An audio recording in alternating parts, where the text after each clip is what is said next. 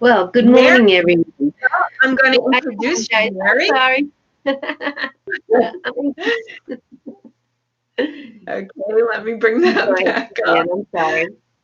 Mary learned dowsing from her uncle and has presented self-awareness concepts for 25 years.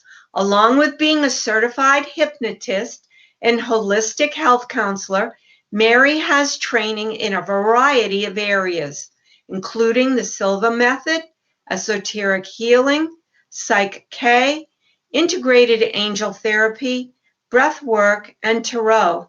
Mary has attended the Power of Thought School, Warriors of the Heart training, Essential Peacemaking, Women and Men, Feng Shui, studied with Native American teachers, and more. She hopes to assist people in finding joy in life, achieving goals, and finding their own means of inner exploration. And now presenting Talk to Your Body is Mary Farrell. Take it away. Good morning, everyone.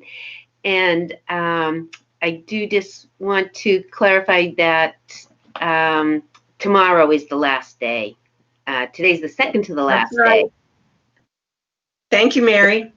Sorry. So I want to thank you all and welcome you to my home. And really thank you for taking part in creating this community here. And I recommend having a pendulum or other dowsing tool available. And we're going to concentrate today on dowsing and muscle testing or kinesiology. And so the next slide. Oh, I guess I can probably do it right, Suzanne. I'm sorry. Oh, it's coming. There you I got go. it. Oh, okay. Let me. So the favorite imagery I have is of an ocean that to exemplify how we're all separate individuals while still being a part of the whole. Each wave is distinct, but is never separated from the ocean. And for my um, and for my beliefs, and you don't have to. Oh, Suzanne, I'm sorry. I'm jumping it on you. Um, Okay. so, from my point of belief, and you don't have to ascribe to this for any of the things that we're going to go through today to work. But this is just the way to give you a little background of how I see the universe working.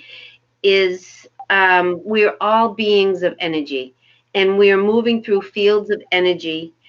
And our energy fields are constantly overlapping with others' energy fields, and also the energy of thoughts and emotions, our own thoughts and emotions, or others, and also objects in the environment, in all of which carry their own vibrational energy in their own vibrational fields. And those fields are exerting an influence on us. Many of us have walked into a room where an argument has just taken place, even though the two people may be sitting there just fine. We know that something has occurred there. And these energy fields are constantly interacting with us, and they can be enhancing our energy or they can be depleting our energy. And we'll get that PowerPoint back in a second, but the energy that is displayed there is called the torus. It's just a illustration or model of how energy moves through the environment, and it's an inflow and an outflow, and there's a constant movement. And so it's coming in and it's going out, and it's also coming so from the top and out, but also from the bottom up and out. And we have variety of energy points in our body. If you're familiar with the chakra system or acupuncture, there's a multitude of others of these smaller energy fields operating in our bodies.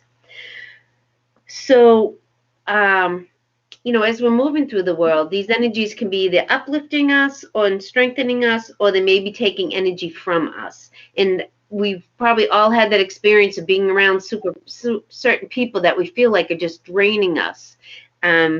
And so my goal today is to share with you some tools and suggestions for exploring the effect of your environment upon your energy field, and also some, um, means of keeping your energy field whole and healthy without places for people to kind of, you know, plug into you and draw off of you. And also for you to really think about what are the things that you're surrounding yourself with. And we're going to even talk about just different objects and different thoughts that we have, different words that we may be saying. And to start, I also want to be clear that this is a learning process. So we don't want to get stuck on being right or wrong. That can really detract you from the learning of in the paying attention of how the energy is working. We want to really be in that place of exploration. And one of the analogies I always like to use is, your first day in a gym, you don't go in and pick up the heaviest weight. And it's the same with your intuition. You're going to be, you can build that muscle, and the more you use it, the more comfortable you will become with relying on it, and the stronger it becomes. So we are going to go through um, some of the different dowsing tools. And at this point, it would be good if you haven't pinned me. You should pin me, and so that way I will be the center of your screen. I'm going to go through some of the common dowsing tools, just in case all of you aren't already experienced dowsers, or you may be used to using a certain tool and not others. So, and one of the things I think is people develop an affinity for a certain tool that works easiest for them. They get the clearest answers. And so that's good too, but it's also good to kind of try to branch out and learn some of the other tools.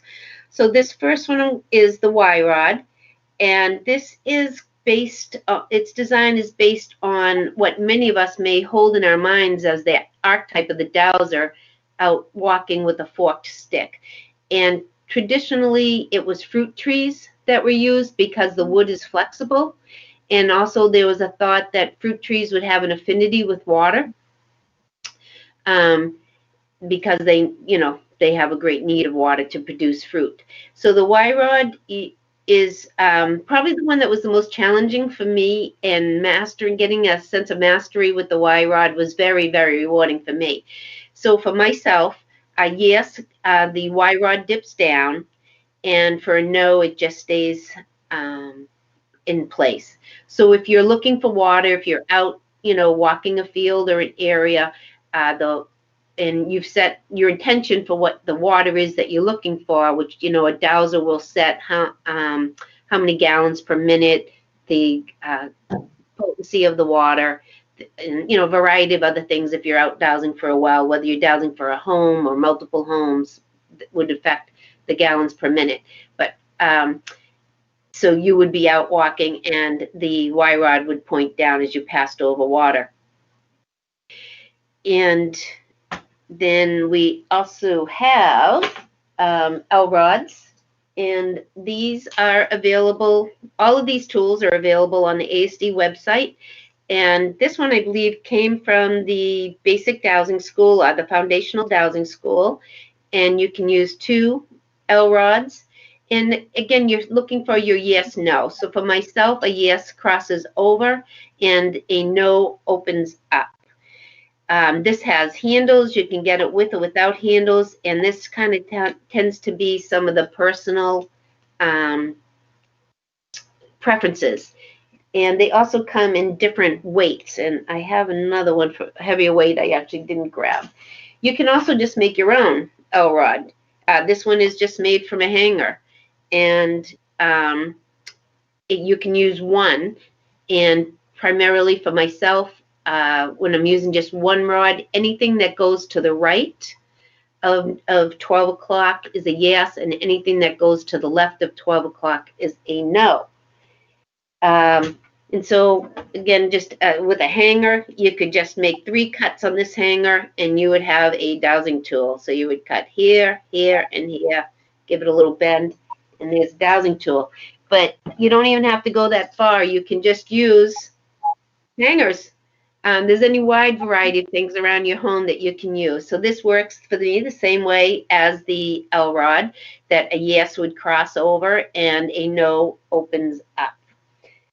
Um, One of my favorite tools is the bobber, and this is a rather large one. This came from ASD2. I'm not sure how well you'll be able to see it.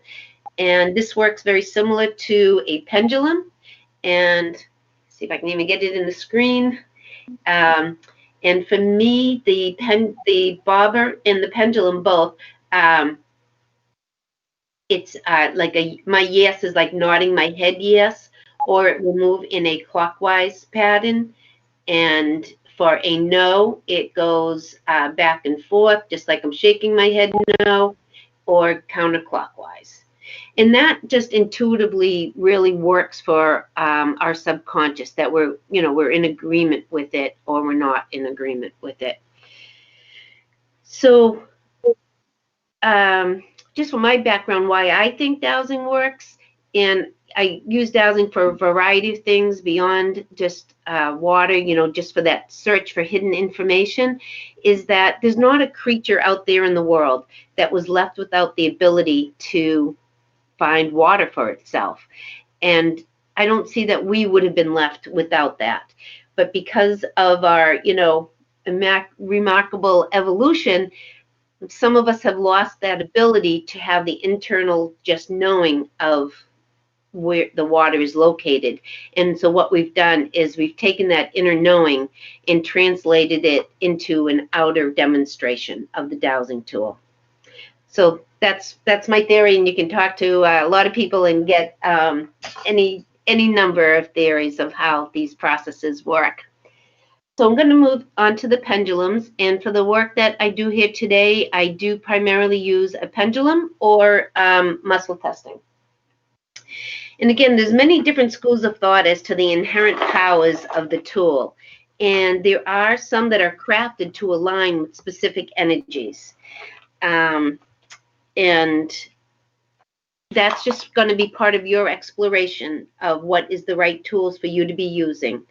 And the first one here is, this is called the neutral pendulum, and it carries no inherent energies of its own. It's just a neutral pendulum.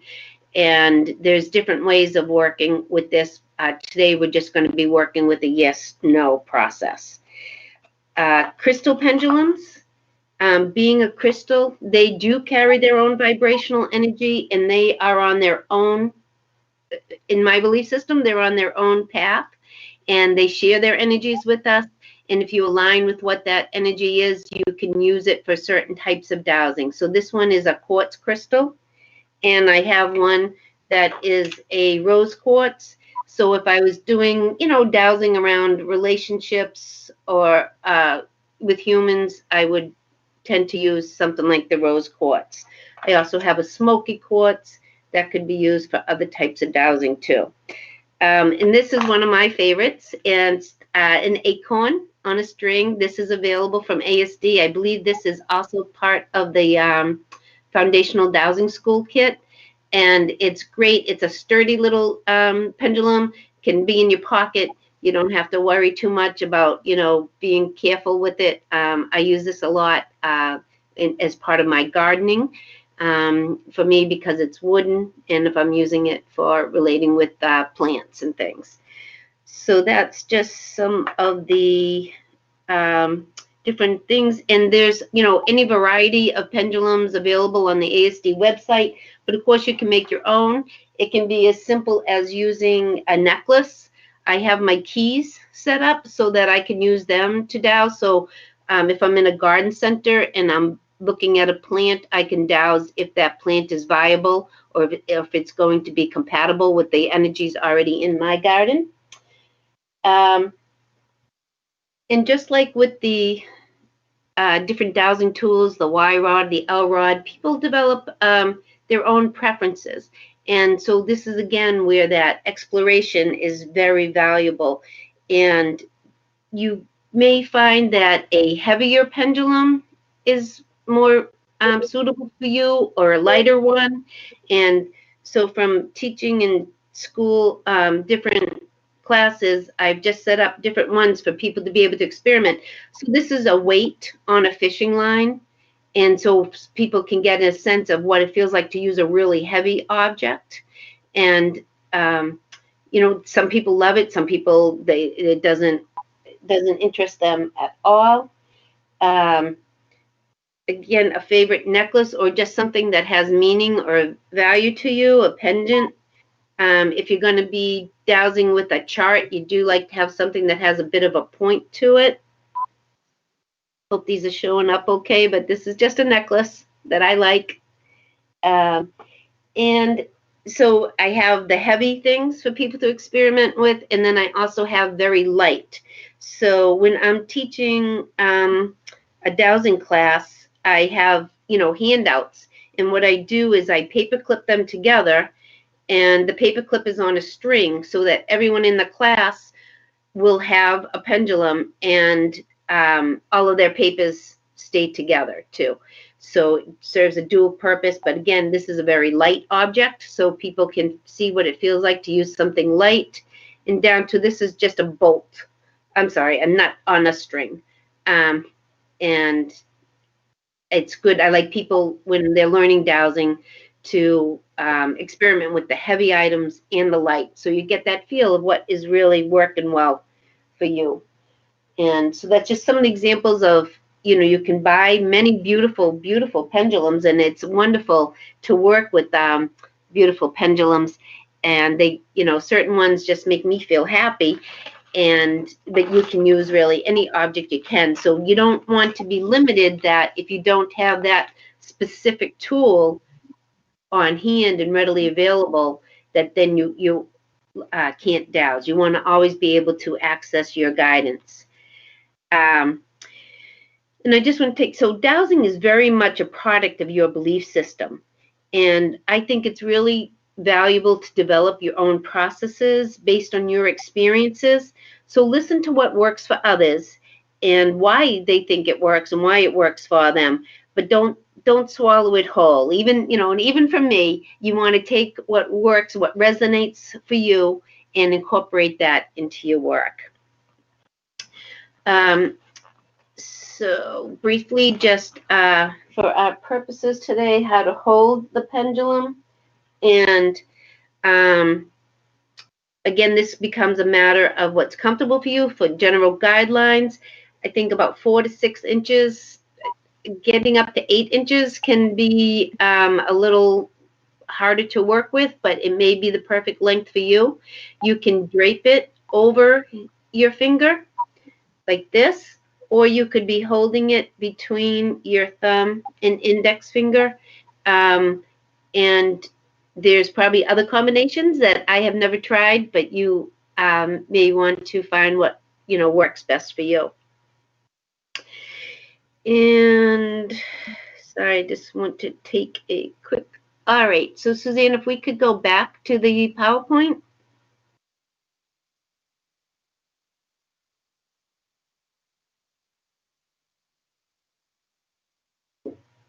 So this is an example of some different charts, and charts can be really helpful with focus. You don't need to use a chart, but again, sometimes if I'm feeling a little scattered, or if there's specific things that I want to douse for, that I can add to the chart. So the top chart on the right top with the black background, that is one of the charts from Walt Wood's Letter to Robin. And that is a book available from ASD. There's a variety of charts in there, and it's a really good resource for, both beginning dowsers and experienced, because it really covers a wide range. And the way this chart works is it depends on where you're putting your focus. So right up the middle, there's a place for yes. So if your pendulum was on that, you'd be getting a yes. There's also a place where you're starting off at the 40-degree angle, and that's your questing place. That's where you start from, that empty place that you bring your question to. And I'm not going to go into too many details about this chart, but you can grade things on a scale of 0 to 100. So if you want to check what you can get more detailed from a yes, no, and more to what are the degrees of the yes and the no. And then there's a blank chart there that you can make your own. So if you're trying to dowse for a variety of different things, you could put a different label into every section. And then you can just use your hand if you want to. And you have I think it's funny. You'll always have a chart handy if you use your hand. So with the hand, you just bring your pendulum over your hand. Now, when I teach dowsing, I always have people start the pendulum in motion. And for a very basic reason is that it's a law of physics. It's easier to change the direction of something than it is to start it in motion from a point of inertia. So if you think about if you've ever spun a top, there's that initial burst of energy you need to get it going. But if you want the top to veer off, you just need to tap it, and you can send it in a variety of directions. And so with your hand, you would start the pendulum swinging over the line of with your middle finger, and that's your neutral area. And anything to the right of your your middle finger is a yes. And then anything to the left of it is a no. And you can rate your fingers to get that same as the Walt Woods chart to get the different degrees. So you can see what the intensity is of the yes and the intensity of a no. You always want to start your dowsing with may I, can I, is it appropriate? Because there may be a reason that this information isn't readily available for you at this time. And I think that it's really, really most important to get your no, to know what your no is, even more important than your yes. Because it's really, we have, as people, we often sometimes we're saying yes to things that we don't really want to do, or, offering parts of ourselves that we don't need to. So if you have a good, strong no, that is just one of the most helpful things. So if we could go to the next slide.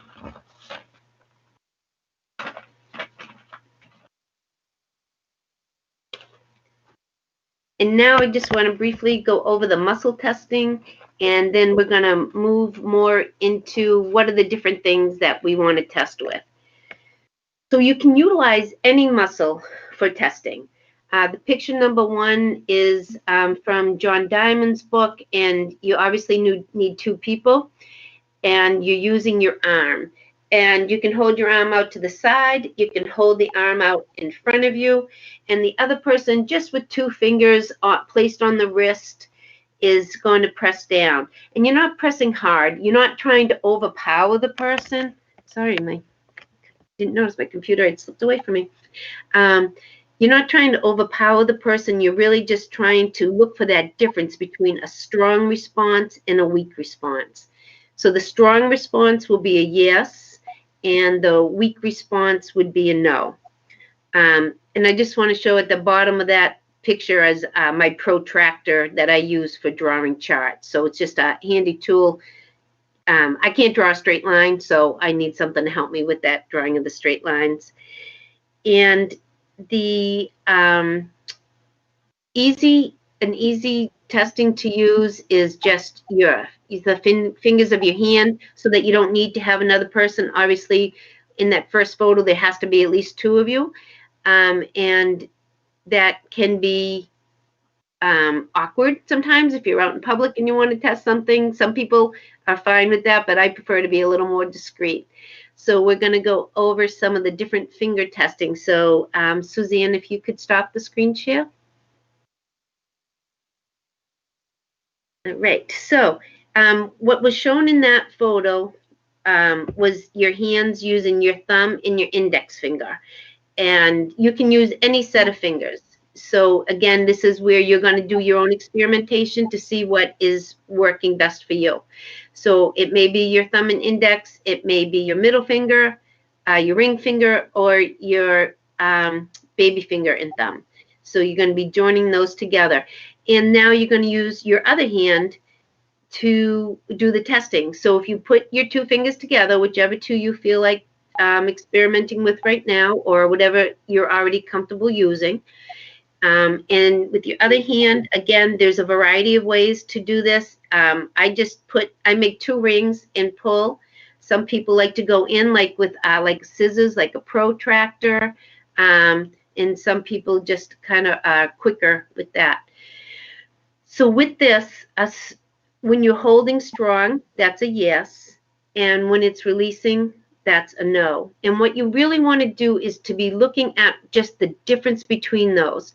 So it may not be that you have, your fingers come flying apart. It may just be you sense that weakening compared to what the strength looks like. Um, and another way that someone I know, someone at Dowsing talked about this, and it was years ago, and I apologize, I don't know who it was, so I'm stealing someone's story here. And what they do is their index finger along a smooth surface. Now they may do the top of a table, the top of a book, or even their thumb nail.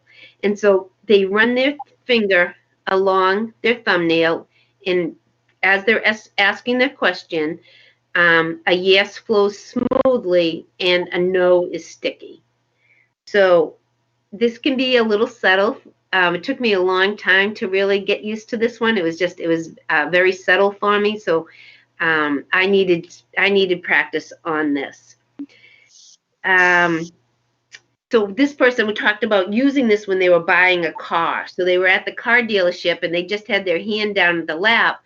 And if you bought a car at a dealership, they're always like, "Oh, this is the lowest price we can go," and you can slide that along and find out no, they can go lower, or they say, "Oh, let me try to talk to my manager for you," and you can douse how much to ask off, 2,000, 3,000 off the price, and get that smooth or sticky response. So now what to test, right? So the very first test I want you all to do with any of the tools that we've just done, from the pendulum to the muscle testing, is to start with my name is, okay? So my name is, and fill in the blank, and see what you get for a yes or a no. So if you're dowsing with a pendulum and you're not used to dowsing with a pendulum, just get it swinging. You can do it over your hand or not. Get it swinging and say, "My name is," and see if it moves to the left. I'm sorry, to the right of your index, of your middle finger. Okay? And now say, "My name is Rumpelstiltskin," and see what the difference is between your responses. And again, don't expect that you have a huge difference. It may just be a very subtle change. But get that noticing, paying attention to what that change is, not just in the pendulum, in the muscles. What does that feel like? And also, what does a yes feel like just in your body? Can you sense any change in the energy vibration of your body from a yes to a no? Because that's really where the reaction is happening, and we're taking it as an outer example. Okay, and oftentimes for women, they need to use their birth name, and sometimes they need to use their birth name in combination with the married name. But I find for most women to get a good strong yes, they need to use their birth name. Now, for myself, I had to use my whole name. I have to use Mary Philomena Farrell if I want to get a response. And there's people that, very easily get a response just saying their first name. I was teaching a class one time, and I had a young woman in her early 20s, and we could not get her to be strong on her name. We tried a variety of combinations of it, her first name, her last name, just her first name, her first middle and last name, first and middle name, and we just couldn't get her strong. And so we used something else. We used her age, um, and so she contacted me a few days later when she went home from the class. She was sharing with her mother that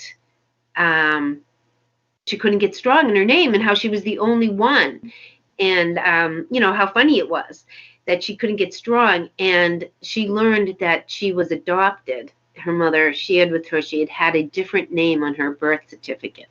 So this is, that's another class about the energy of your name and letters of your name.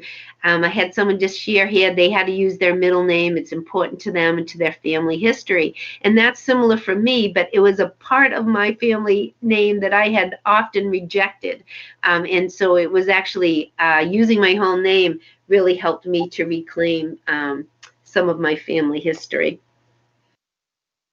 So you always want to make sure you return to a place of strength. So if you're doing testing, and my name is Rumpelstiltskin, and you're weak, you always want to bring yourself back to something that gives you strength. You don't want to loosen you there. Our system does reset, but we want it to reset fully. And if you leave yourself in a weakened state, you may not have that full energy available to yourself. If you're having any difficulties with getting a clear response, there's different things you can do. Having a drink of water is very important. Our bodies are primarily made of water. We also operate on an electrical system, and water is a good conveyor of electricity. You can tap your thymus just gently. I'm not sure why this works. My theory is something that has to do with our endocrine system, but I don't have that as a scientific fact. And you don't want to over tap it. You just want to tap it gently just to give it a gentle stimulus. Just looking at something beautiful can be strengthening. And not sure if everyone can still see me. If someone wouldn't mind putting into the chat, just because I've lost my screen, if you can still see or not. Yes, you can. Oh, great. Thank you. All right. So this is a picture from Van Gogh, and it's of a baby's first steps. And this I have found is strengthening for everyone, because it just kind of that speaks to us on that subconscious and an archetypal manner of a child taking their first steps. So just having beauty around helps to enhance your energy system. And this is part of my theory of why feng shui is important. Creating that you can you can pray, you can meditate. All of these things will be part of strengthening your energy field. And if you can put yourself into that place of strength before you start your dowsing, then that helps you to get the best available information for you. So one of the ways that in a live class we would experiment is what I call doing the crocodile walk. And this is a great one for you to do with other people and do the muscle testing with them, with the arm. So what you do is you or others, so test yourself first that you're in a place of strength. And sometimes it's just taking a deep breath to make first before you start, get that place of strength. See what that feels like, that place of strength. And then take about like 5 to 10 steps where you're moving your left hand and your left leg at the same time, and your right hand and your right leg at the same time. So I call it the crocodile walk, because when you ever see those reptiles walk, they move one side of their body and the other. So you do that, and then test yourself, and people have gone weak. And my theory, and again, it's only my theory, is that when we are moving in that manner, we are kind of activating that old reptilian brain that sits at the base of our skull, that the rest of our brain has, kind of built on off of. Um, and when you're driving around now, you start noticing you'll see people walking like that. And so they're putting themselves in a weakened state, but also a state where that fight or flight is much more activated. So this is a great one. So just you can do it yourself, walk across the room and back and see what the muscle testing is. Do it for another person, come back and see how they can't resist. And that's one of the great things about doing the testing with someone else is that they will try to hold their arm strong and they will see how whatever it is that's being testing is either strengthening them or weakening them. You know, there's just and it just it's just such a great way to really root in um, that this works. So now to strengthen yourself after you do that crocodile walk, you can just do the cross patterning. You can tap your right hand to your left knee and your left hand to your right knee, and that will reset you. And you can, even do that when you're just walking by swinging your right arm with your left leg. So, if you're at work and you get a call, come to my office right now, on your way to the office, you can make sure that you're doing that cross patterning so that you arrive fully, energized and in your place of strength. Uh, One of the things that I like to do is to test food. And um, so you're in the supermarket, you're doing your food shopping, and you're looking at maybe the fish that's on display, or you're looking at the vegetables. And you can just quickly test with muscle testing the health and vitality of that food and its effect on you. So, for example, is it worthwhile to buy the organic apples? And so you can, either just focus on the apple in the store, or so much now I guess we don't want to be touching things that we don't need to touch, but you could just tap the bag that the apple is in, so that what you want to do is ensuring that you're focusing your brain on what it is that you're questioning. So you can just gaze at the apple or just that quick tap of it, and then what is the effect of this apple on my system? And you can do you test strong, or is there a weakening or a loosening of the muscle?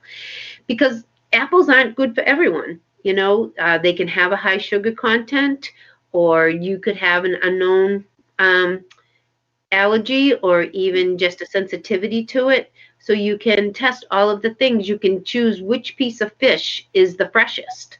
Um, and, test the difference between the farm raised fish and the wild caught fish. And I find that the um, farm raised fish is not beneficial for my health. And that's why the nice thing about doing the muscle testing like this is you can just do it very quickly and very discreetly. And, I've been with people in the supermarket when they are doing the whole big arm thing. And that's, and God bless them, that is not my style. Um, so then you can go through just things that are already in your pantry. Um, and I'm going to need to start talking a little bit faster. So, is that coffee really adding the energy that you need in your life? This is a tea made from mushroom. Is this something that is beneficial?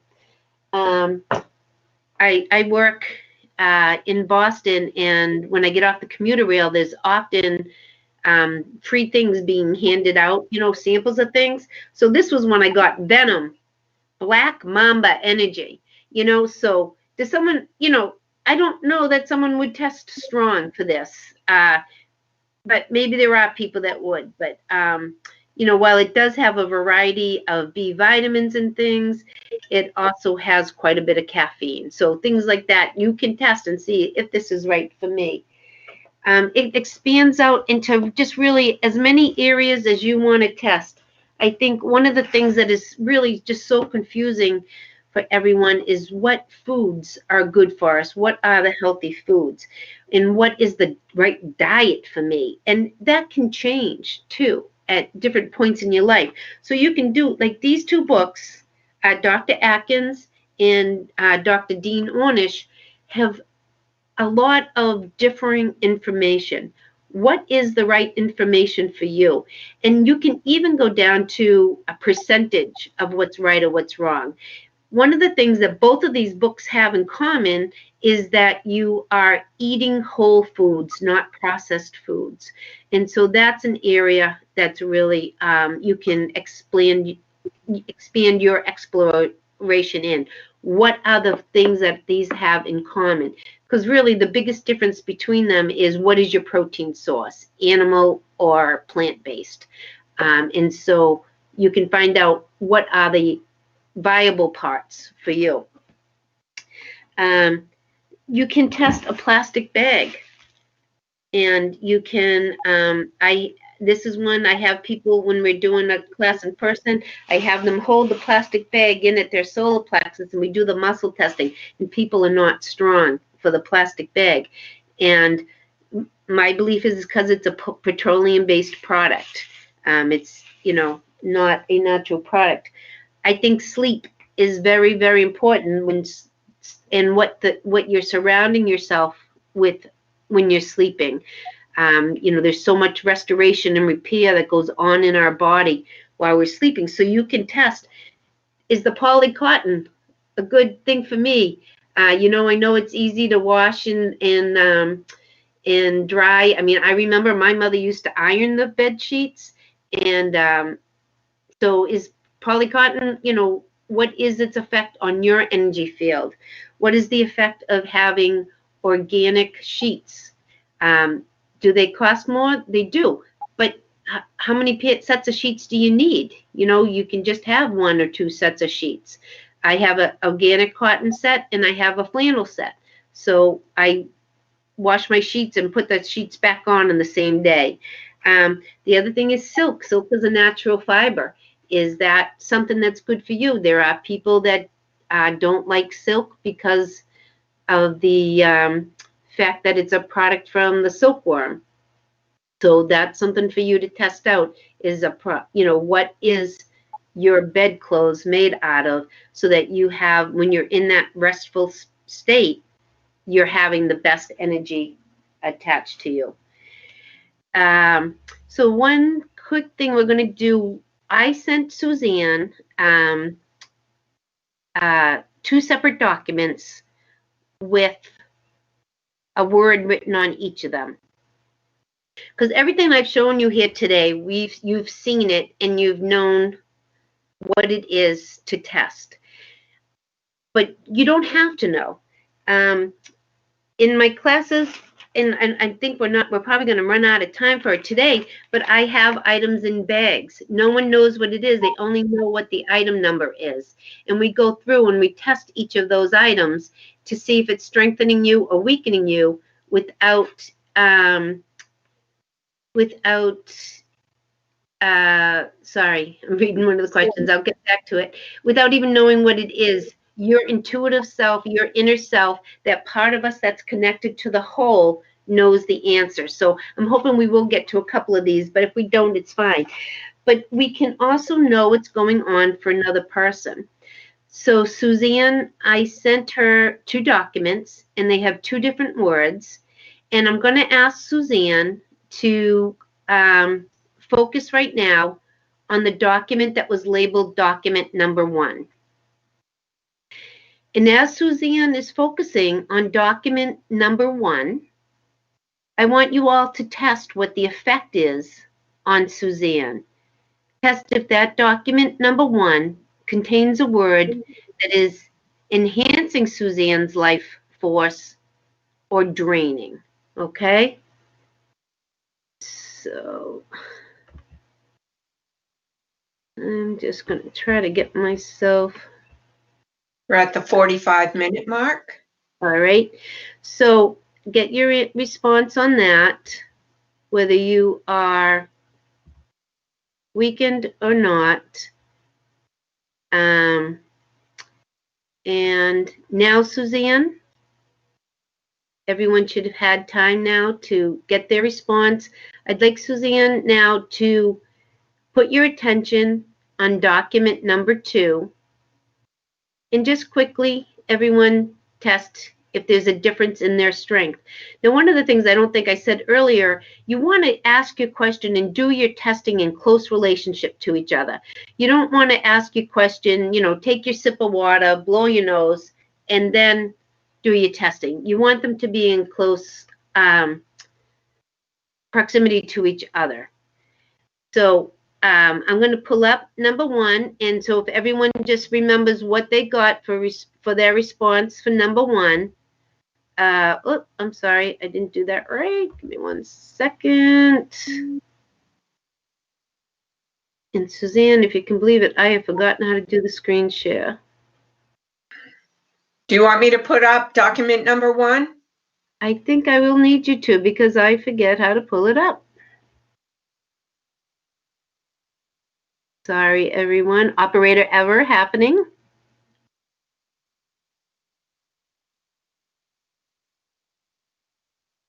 So I'm sorry, Okay. someone asked me to restate the question. So the question is, document number 1, was that life enhancing for Suzanne or not? And the word is pity. So pity generally weakens people. It weakens you, and it weakens the person that you are directing the pity towards. And Suzanne, if you wouldn't mind bringing, let me see, I can grab it myself, I Okay, I think. just put up document number 2. Okay. So document number 2 is the word compassion. And you will generally find that pity weakens and compassion strengthens. And it strengthens you and it strengthens the other person. So this is why wording is very important. What you're presenting for yourself and the energy that you're carrying. So good. Someone says they got no good on number 1 and number 2, good. So these are, you can go down to what are the thoughts you're holding and the effect they're having on you and on others. So we can open up for some questions now. So Suzanne, let's all test that Suzanne is back to a place of strength. And I get that she is. Some of the other things, just quickly, I just want to show you that I was going to have us test is your music. I used to have a CD of my daughter's that I took from her when she was a teenager. And about 10 years after that, she took one of my classes and got very angry and took her CD back. So I don't have that test anymore. But even, this is one of the ones, just quickly, one of the ones I have in the bag is a horror story. And what is the effect of that? So you want to think about what's in your environment, what you're bringing into your energy system, and how it's affecting you. You can test the veracity or energy vibration of magazines. So this is one that I find Science of Mind to be a very high energy. You can check out People and magazine. You can turn the TV off when a politician is speaking or a preacher and do some muscle testing around that. So there was an earlier question I want to go back to. Oh, there was significance of the L rods. I'm not quite sure. It's just a means of dowsing. They used a lot in water dowsing, and a lot of water dowsers that their yes, it actually opens up, and when they step on the water vein, And when you're doing water dowsing, you set it up that either the reaction of the rods is like right as your toes encounter the water vein or the middle of their body. So when you get there, and then if it opens up, and you can program it that your L rods will open in the flow of the direction of the water. So when you step on it, the flow may be going this way or it may be going that way. And the L rods can tell you that all in one question. It tells you when you've stepped on the water and the direction of the flow. And the other question was about the neutral pendulum. It's like an acrylic. It's on a chain. It's an acrylic um, um, material. So, all right. Are there any questions I can go through, and I can keep testing a few things, we can open up for some questions for another about a little less than 10 minutes. Does anyone want to raise their hand for a question? Or would you like to continue? I can continue with the testing. We can continue with the blind testing. So there's a question. This is really about intuition. So this is a way to access your intuition and to have it be a really useful tool in your life. I use it so many ways. So I love books. I love learning different things, and I can douse what area of study should I take next, and I can look if there's a variety of books on that. Which of these books is going to provide me the information, presented in a manner that is best suitable for my learning or for my purposes. All right. So we do have a few things that would love to do some more testing. So I'm going to hold up number 1. And we'll do a couple. We'll get through a couple, and then we'll come back and open them. So I'm not gonna open them until after we've tested a couple. And I also want to remind people not to get hung up right now on the yes, no. This is part of the learning process. Okay, so number 1, get your yes, no with either a pendulum, your muscle testing, any dowsing tool that you like. We have number 2. All right, get that, and we can move through this very quickly because you're asking the question, is this life enhancing or not, and you're getting your answer and moving on. And also just be paying attention to that subtlety of difference between what a yes feels like and what a no feels like. That's really what we want to get here, is your understanding of the difference of those two. So, we skipped. So we got number 3. And we have number 4. All right. So if you can just make sure you know what those are, and I am going to make another attempt to upload a document with some pictures. And that's loading. While that's loading, number 5 I already showed you. It was the book. So we'll go right to number 6. Okay. So we've done 1, 2, 3, 4, and 6. All right. Now I'm going to bring up this picture very quickly. And I want you to look at this first picture and see what the effect is and the feeling is of this on your energy field. Does viewing at this picture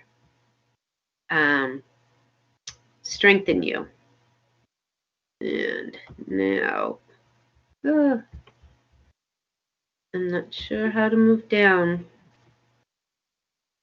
Well, I thought I had this down. All right, so that's all right. I'm going to just allow people to see if that is strengthening or not. Oh, thank you. So now, is this picture, what is the effect of this picture on your energy field?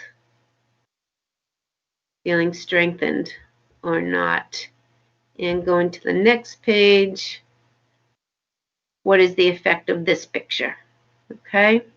And so just 1, 2, 3. And this is part of when you're doing the practicing is moving quickly so that your brain doesn't get caught up into it. I'm going to start with the pictures first. So the first picture was of um, the rainforest, and the second picture was a road being built through the rainforest, and then the third picture was of some burning for agriculture going on. And often people find that they're much stronger on the first picture. And this is why we want to test what the different feelings of the energy are, because the single road through the rainforest may not be weakening, but you may start to get a sense of the difference of the energy. And then the third picture, often when we are aware of destruction of the natural environment, we are weakened by that. So We have four let's go minutes. back. All right, let me go back real quick. All right, number 1 is deodorant. Deodorant. Deodorant can have a lot of heavy duty chemicals in it. The aluminum is being implicated in Alzheimer's, and especially for women, like so many of us, we shave and then we have maybe some open, areas, and then we're putting the chemicals on and it's getting immediately absorbed right into the body. I read one time, and I'm not putting this out there as a fact, that a lot of cancer in women's breasts starts on the outside, and that could be a correlation to that use of Deodorant. deodorant and the chemicals in it, because there are natural deodorants. Now, number 2, and if people want to post what they got, that's fine. Number 2 is granulated brown sugar, individual servings of granulated brown sugar. So I was in like kind of a health focused little restaurant, and they had these for people to add to their coffee or tea. And this is an area that it's really valuable for you to test yourself, because it's granulated brown sugar. Is it any better for you than regular old white sugar? Most I got likely it. not. Let's see, where's number 3 gone? Sorry. These numbers, I use the bags over and over, so they have multi numbers on them. Number 3 is stevia. So again, this can be presented as a health food, and it may be for you and it may not be for you. And also you want to check quantity, because sometimes a small amount of something is okay, but a larger amount is going to be weakening. And We have 2 minutes. all right, quickly with number 3. I'm going to number 4. I'll come back to number 3. This is good. This is equal in NutraSweet. And again, these are a chemical process. Our bodies don't know what to do because they're not foods. I've heard Michael Pollan calls these kind of things as food-like substances, but you're ingesting something that your body's not recognizing as a food, and it may not be able to process it. All right, we skipped. Okay, that was number 4. I'm sorry. Number 6 is a crystal mineral deodorant. So these work pretty good. I mean, this is what I use, and I definitely have had some fails, but it happens. And so you smell like a human. That can be okay too. And so we are just at the 1 minute mark, and that really is bringing some things. And one thing I just wanted to tell you is a lot of this, the things about our thoughts and the effect they are supported by science. There's a Mark Waldman and Andrew Newberg. Andrew Newberg is a neuroscientist. Mark Waldman, I think he's degrees in psychiatry, but they've done all kinds of studies of the effects of thoughts. And when people are thinking good thoughts, they are kinder to others. And they've done all kinds of experiments. The other wonderful thing is that when you are being kind and helpful to others, your immune system works better. Their immune system works better. Anybody that observes the kindness, their immune system works better. We're connected and we can help and strengthen each other. Do you want So, me to put the presentation back up for the final slides? oh, sure. I don't even. So, things to do to keep yourself strong is just putting your tongue up on the tip of your top of your mouth, and that is a way of closing down. Um, Things that you can do to feel better: read poetry, look at a beautiful picture, think good thoughts, and that's it. I will go over to the lounge for a little bit. If anybody is looking to have some conversation, I'm happy to talk a little longer there. So thank you, everyone. Appreciate you being here. Thank you so much for joining this experiment. Bye-bye.